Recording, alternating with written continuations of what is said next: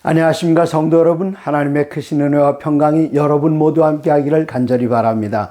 저는 지나간 한 주일 동안 전라남도 담양군에 있는 담양교회에서 일주일 동안 하나님의 거룩한 말씀을 증거했습니다. 예언연구 세미나였습니다. 참석하는 구도자들이 매일 저녁 그들의 마음을 주님께 드리는 모습을 보면서 감동도 받았지만 그 이전에 교회가 준비를 얼마나 잘 했는지 성도님들은 3시부터 교회에 모여서 우재하 장로님께서 오셔서 특별히 치료봉사를 해주셨고 5시부터는 정말 맛있는 음식을 준비해서 이 반찬이 12가지 더 넘는 것 같았습니다. 정말 맛있었습니다. 오는 성도들이 말씀 듣기 위해서 음식 때문에 오는 것 아닌가 하는 정도로 음식이 아주 좋았습니다. 집회는 7시에 시작해서 1시간 동안 다니엘서와 요한계시록에는 말씀을 중심으로 말씀을 나눴을 때에 하나님께서 매일 저녁 새로운 성도님들, 새로운 자녀들을 보내주셔서 말씀 충만, 은혜 충만한 집회였습니다. 이 전도회를 위해서 기도드려 주신 여러 많은 분들이 계시는데 이 자리를 빌려서 그분들에게 하나님 안에서 감사의 인사를 전합니다. 네. 오늘은 여호수아에 대해서 공부하는 그 5번째 시간으로 하나님이 우리를 위하여 싸우신다 하는 그런 제목으로 말씀을 나누겠습니다. 먼저 창세기 15장입니다. 창세기 15장 하면은 우리들이 머릿속에 먼저 떠오르는 것, 그 성경절 하나 있죠. 하나님께서는 아브라함을 의롭다 하시고 의로 여겨주셨는데 그 이유는 무엇입니까? 아브라함이 나이가 많이 들었을 때에 하나님께서 그에게 접근하십니다.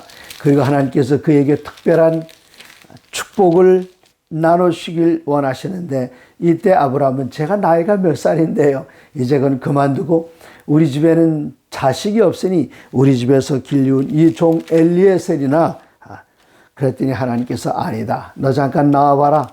그리고는 하늘의 별들을 보여주십니다. 너 하늘의 별들 저거 다 셀 수 있겠냐? 하나님 저걸 어떻게 셉니까? 앞으로 네 자손이 저렇게 많아질 것이다.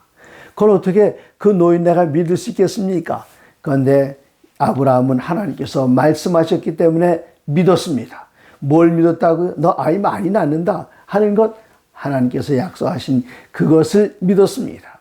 물론 자식이 많아진다는 것을 믿었다기보다는 하나님께서 하시는 모든 일들은 다 가능하다. 하나님을 전적으로 의지하는 그런 믿음을 표현했을 때에 하나님께서는 15장 창세기 15장 6절에 아브라함이 여호와를 믿으니 여호와께서 이를 그의 의로 여기셨다 그렇게 말씀하셨습니다.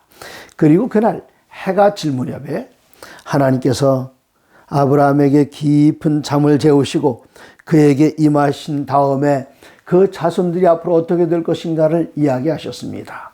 하나님께서는 지금 가나안 땅으로 갈 이 아브라함이 그 가나안 땅에 가보니까 주위에 너무나도 죄악이 가득 차 있고 여기서 있다가는 이 백성들 제대로 지킬 것 같지 않았습니다. 이 나라가 정말 하나님의 나라로 큰 나라가 되기 위해서는 여기서는 안 되겠다. 하나님께서는 아브라함의 가정을 저 이집트로 보내셔서 이집트에서 여러 해 동안 있게 하셨는데 13절입니다.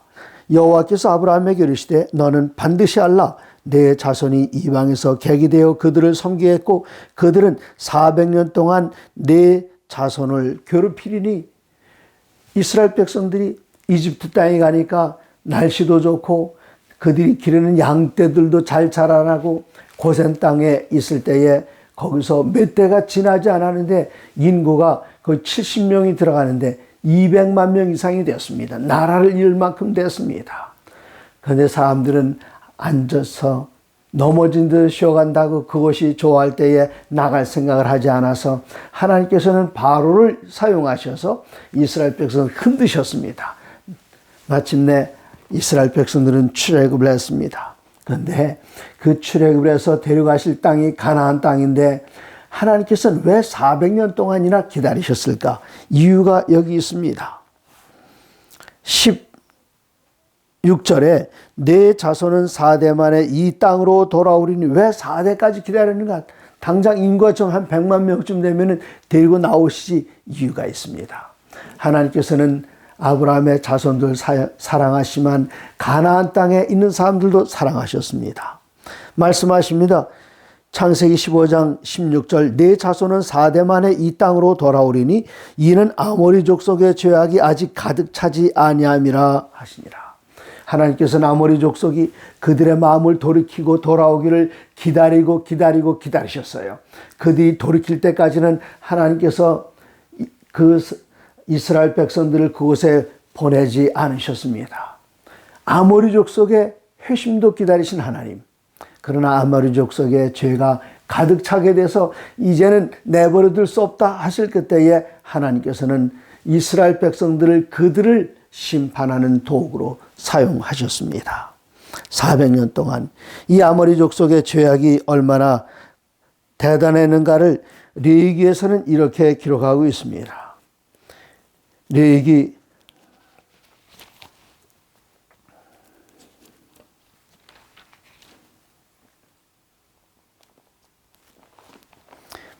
18장입니다. 24절 너희는 이 모든 일로 스스로 더럽히지 말라. 이 모든 일이 뭘까요?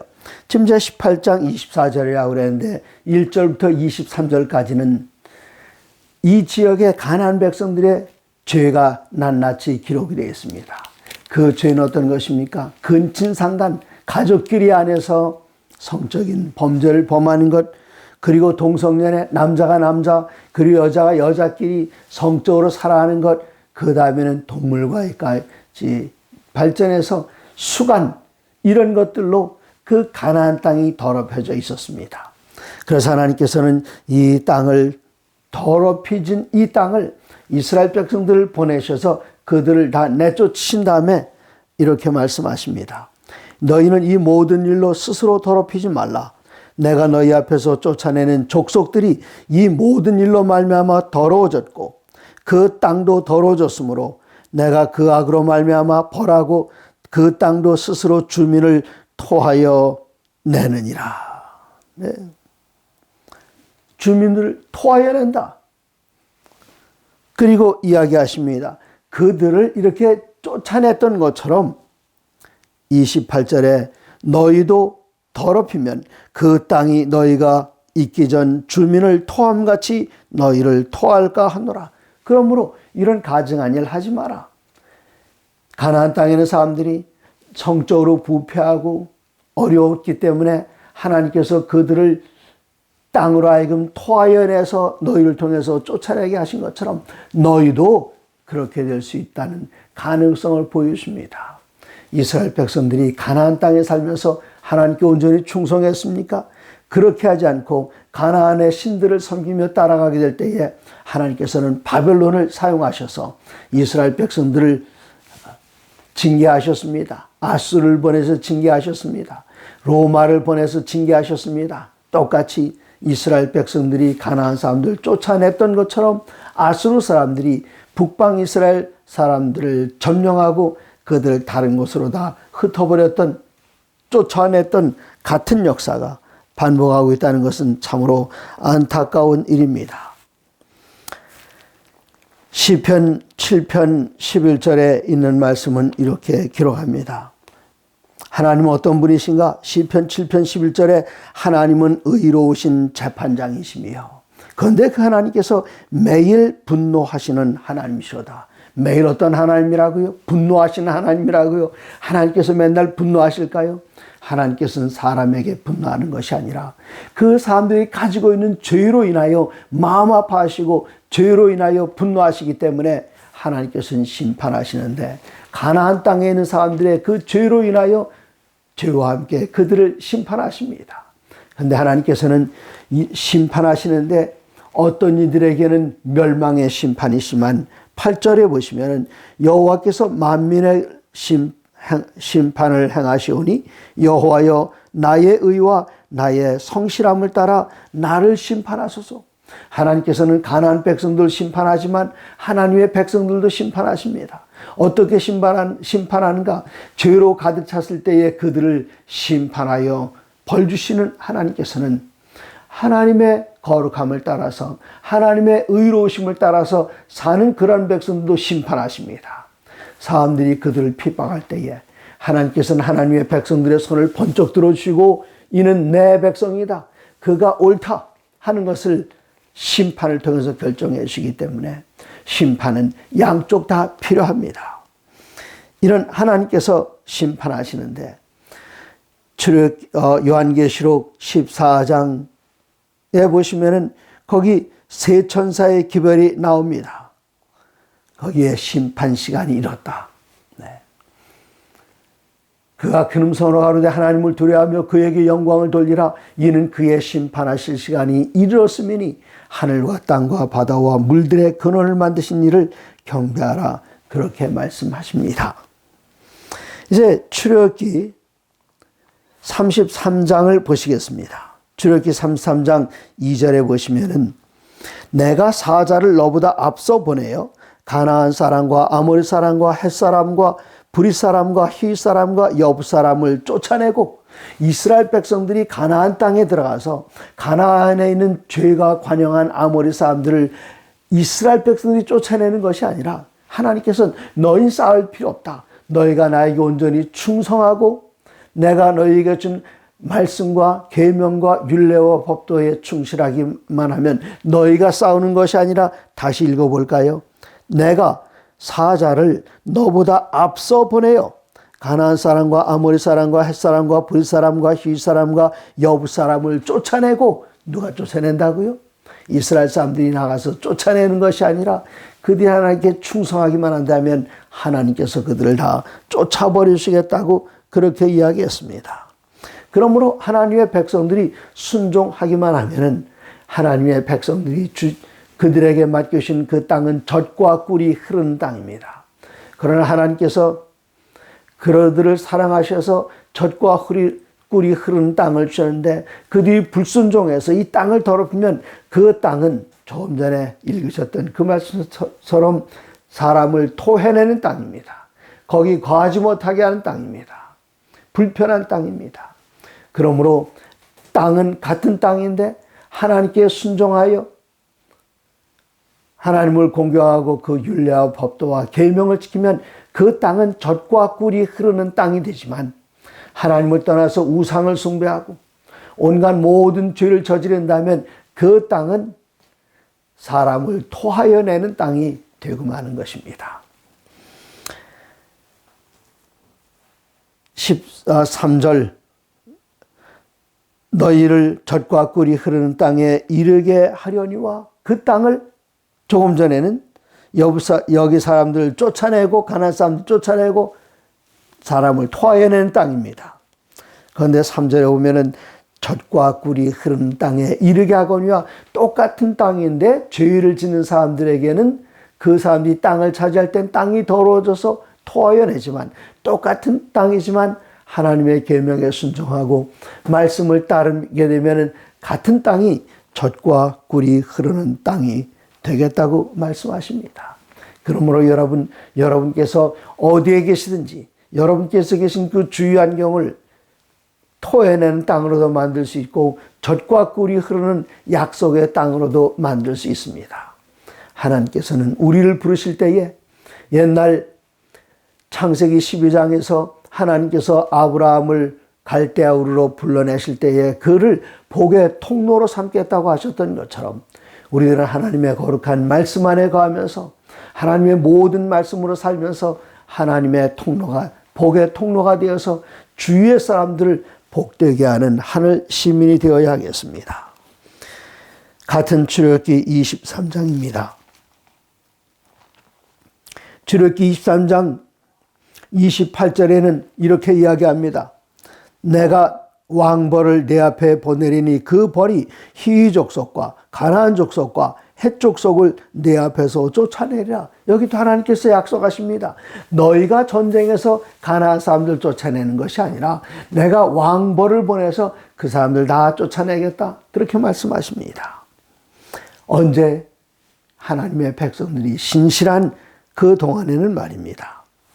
여기 재미있는 표현이 있습니다. 29절 그러나 그 땅이 황폐하게 되므로 들짐승이 번성하여 너희를 해할까 하여 1년 안에는 그들을 내 앞에서 쫓아내지 아니하고 누구를 안 쫓아내는가 하면은 가나안 땅에 이스라엘 백성들이 들어갔을 때에 1년의 기간을 주십니다. 한꺼번에 이들을 다 내쫓아버리면 이 땅이 황폐해서 들짐승들이 사람을 공격할 것을 겁내서 그 땅에 사람들이 거하게 하는데 그 거하게 하는 사람이 가나안 사람들입니다. 죄 지은 사람들 아닙니까?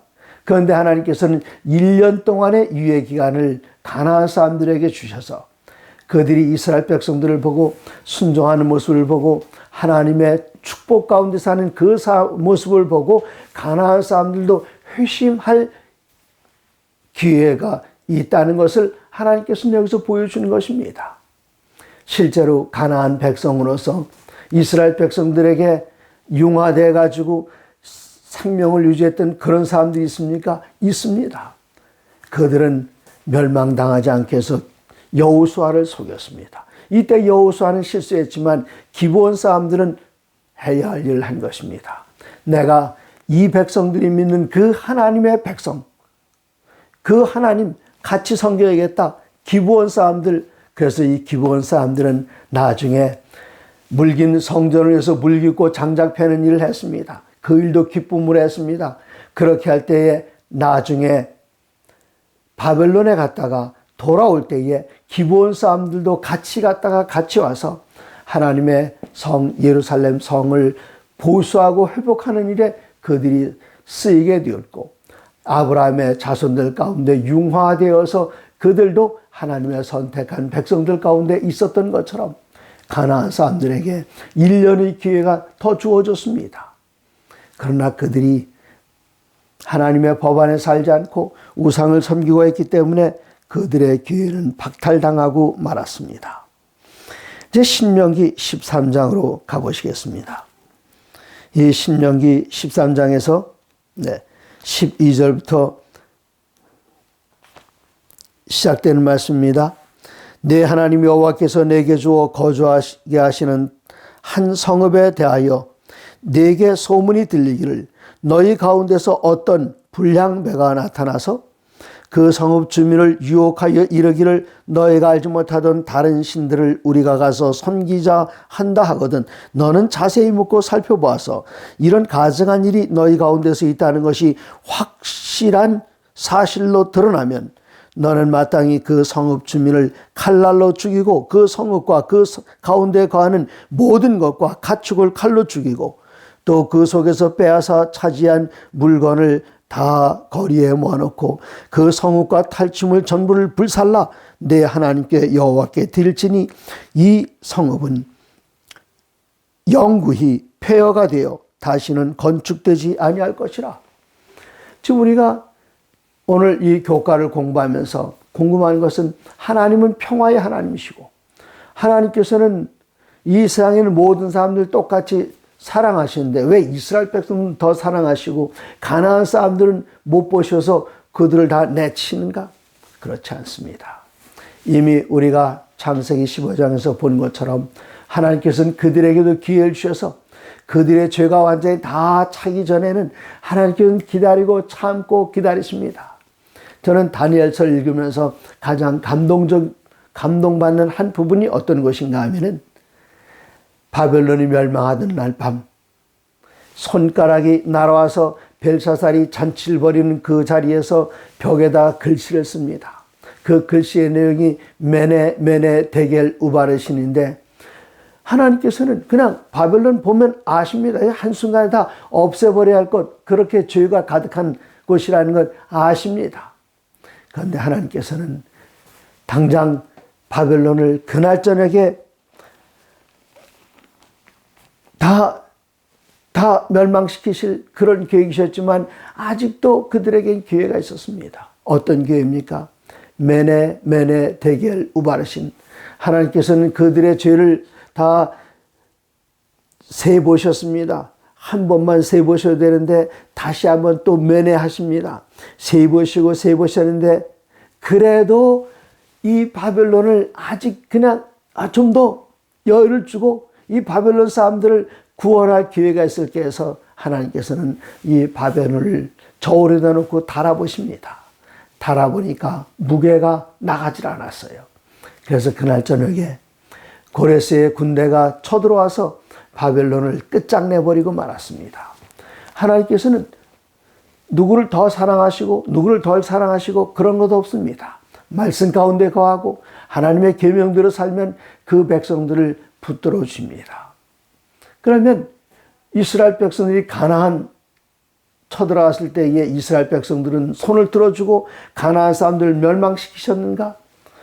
하나님께서는 죄를 지은 그 백성들을 심판하시는데 노아 시대에는 물을 사용하셨습니다. 홍수를 통해서 죄가 이 목까지 가득 찬 그 사람들을 다 정리하셨는가 하면 소돔과 고모라의 끔찍한 죄악으로 가득 찼을 때에 하나님께서는 소돔과 고모라를 사용하시는데 그 벌을 하시는데 이번에는 불을 사용하셨습니다. 노아 당시에는 물을 홍수를 사용하셨고 그리고 아브라함과 롯 당시에는 소돔과 고모라를 심판할 때 불을 사용하셨던 것처럼 이제 400년 동안이나 참고 기다려줬는데도 가나안 백성들이 회심하지 않고 여전히 죄 가운데 살고 여전히 이방신을 섬기고 여전히 우상을 섬길 때에 하나님께서는 가나안 백성들을 심판하는 도구로 이스라엘 백성들을 사용하셨던 것입니다. 똑같습니다. 이스라엘 백성도 가나안 땅에 들어가서 여전히 죄 가운데 가면은 하나님께서는 그 땅을 젖과 꿀이 흐르는 땅에서 사람을 토하여내는 땅으로만 만드시고 그 다음에 그래도 말을 듣지 않으면은 하나님께서는 다른 나라 사람들을 심판의 도구로 아수르 사람들을 로마 사람들을 바벨론 사람들을 심판의 도구로 사용하시는 것은 똑같습니다. 그러므로 우리는 항상 하나님 앞에서 항상 깨어서 말씀대로 우리가 살고 있는가? 어린 양이 어디로 인도하시니 그대로 따라가고 있는가? 하나님의 거룩한 계명을 들여다보면서 우리가 계명 가운데서 말씀대로 출애굽의 하나님, 어제나 오늘이나 영원토록 동일하신 하나님을 여전히 섬기고 있는가? 우리 자신을 살펴보아야 합니다. 하나님은 진노의 하나님, 죄에 대해서 진노하지만 사람들은 끝까지 용서하시고 인자와 긍휼이 풍성하시고 인내하시는 하나님이십니다. 그러나 하나님께서 그 인자는 또 참으심은 인내하시지만 하나님께서는 끝까지 반역하는 그들을 그냥 내버려 두셔서 멸망 가운데 이르는 것을 허락하시지 하나님께서 그들을 멸망시키시는 것이 아니라는 것을 아셔야 됩니다. 이 하나님의 사랑과 자비가 잘 표현된 한 사건이 있는데 열왕기하 6장에 그 이야기가 재미있게 기록이 되어 있습니다. 열왕기하 6장에 나오는 그 이야기를 보시면 아람 사람들이 이스라엘을 공격해 옵니다. 그런데 아람 왕에게 고민거리가 생겼어요. 이스라엘 공격하려고 하는데 이스라엘 지도를 놓고 군사적인 상황을 보고 이쪽으로 들어가면 되겠구나 하고 군대를 그쪽으로 몰고 가니까 가보니까 벌써 여기서는 이스라엘 사람들이 방어 준비 끝내고 매복하고 있어요. 안 되겠다. 다시 쳐들어갑니다.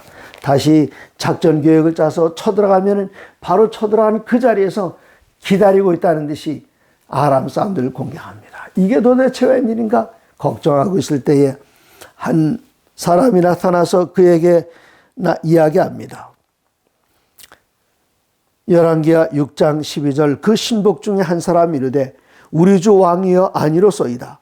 오직 이스라엘 선지자 엘리사가 왕이 침실에서 하신 말씀을 이스라엘의 왕에게 고하나이다. 그러면 가서 이 선자란 이 사람 엘리사 당장 잡아들여라. 그리고 또다시 이제 공격하러 갔습니다. 공격하러 갔는데 14절 왕이 이에 말과 병거와 많은 군사를 보내매 그들이 밤에 가서 그 성읍을 에워쌌더라. 하나님의 사람의 사환이 일찍 일어나서 나가보니 군사와 말과 병거가 성읍을 둘러쌌는지라. 성을 둘러싸고는 공격하려고 합니다. 깜짝 놀랐어요. 엘리사에게 달려갑니다. 선자님 저거 보시지 않습니까? 그랬더니 엘리사는 말하기를 걱정하지 마라. 이들보다 더 많은 군사를 하나님께서 보내셨다. 16절 대답하되 두려워하지 말라. 우리와 함께한 자가 그들과 함께한 자보다 많으니라. 그리고 하나님께 기도드립니다. 이 종의 눈을 열어서 하나님께서 하시는 모습을 보게 해달라고요. 이 종의 눈이 열렸습니다. 영의 눈이 열려서 쳐다보니 불말과 불병거가 산에 가득하여 엘리사를 둘러싸고 있습니다. 이때 엘리사가 기도드립니다. 18절 아람 사람이 엘리사에게 내려오매 엘리사가 여호와께 기도하여 이르되 원하건대 저들의 눈을 어둡게 하옵소서. 네. 그들의 눈이 어두워진 것은 전혀 앞을 못 보는 것이 아니라 뭐 자연적인 거 다 보는데 무엇을 못 보는가 하면 정확한 판단을 하지 못하고 그릇된 판단을 해서 잘못 걸어가고 있었던 것입니다. 엘리사의 말대로 그들의 눈을 어둡게 하신지라 깜깜해서 소경이 됐다, 그런 뜻은 아닙니다. 엘리사가 그들에게 이는 그 길이 아니요 이는 그 성읍도 아니니 나를 따라오라. 내가 너희를 인도하여 너희가 찾는 사람에게로 나아가리라 하고 그들을 인도하여 사마리아에 이르니라. 북방 이스라엘의 수도가 사마리아입니다. 아람 군대를 사마리아의 성으로 이스라엘의 수도로 끌고 들어갔어요.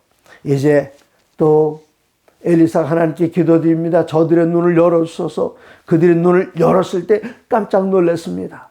이스라엘을 공격하러 왔는데 이제는 이스라엘의 수도 한복판에서 이스라엘 군대에게 포위되어 있는 자신들을 발견하고 큰일 났구나. 이때 왕이 말합니다.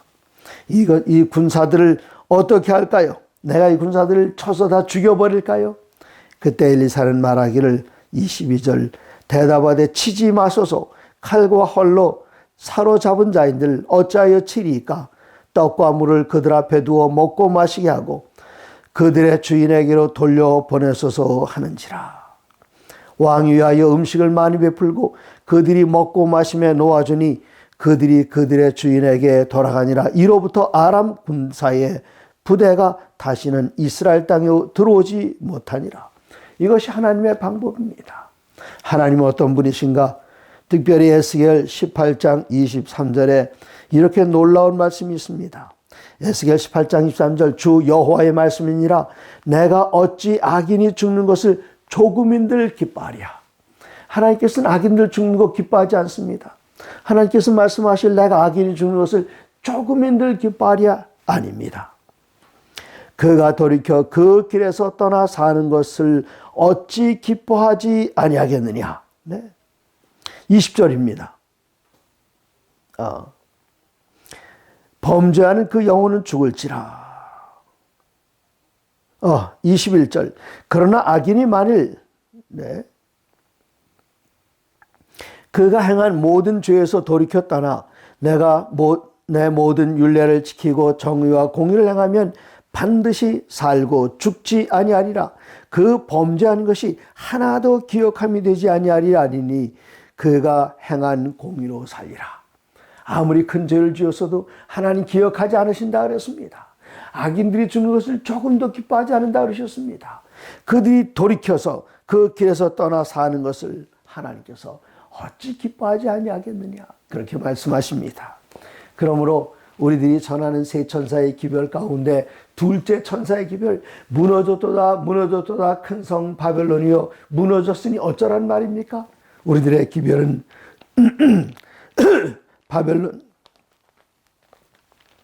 무너진 바벨론에 대한 하나님의 사랑은 여전하십니다. 요한계시록 18장 4절에서 둘째 천사의 기별이 연장됩니다. 또 내가 들으니 하늘로부터 다른 음성이 나서 이르되 내 백성아 거기서 나와. 하나님께서는 어디를 향해 말씀하시는가 하면 바벨론을 향해서 말씀하십니다. 그리고 그들 향해서 내 원수들아 그렇게 말씀하지 아니하시고 내 백성아 거기서 나와. 그의 죄에 참여하지 말고 그가 받을 재앙들을 받지 말라. 이게 우리들이 전하는 둘째 천사의 기별입니다. 바벨론을 속히 나오라. 그 성은 이제 무너졌다. 그 안에서 나오라. 그 안에 아직도 하나님의 백성들이 우리가 바르게 전한다면 회심할 수 있는 사람들이 있기 때문에 하나님께서는 우리들에게 세 천사의 기별, 둘째 천사의 기별을 포함한 세 천사의 기별을 우리들에게 맡겨주셨습니다. 사랑하는 성도 여러분, 우리가 구약 성경을 읽을 때에 이스라엘 백성들이 많은 나라를 공격하고 정복하지만 그것은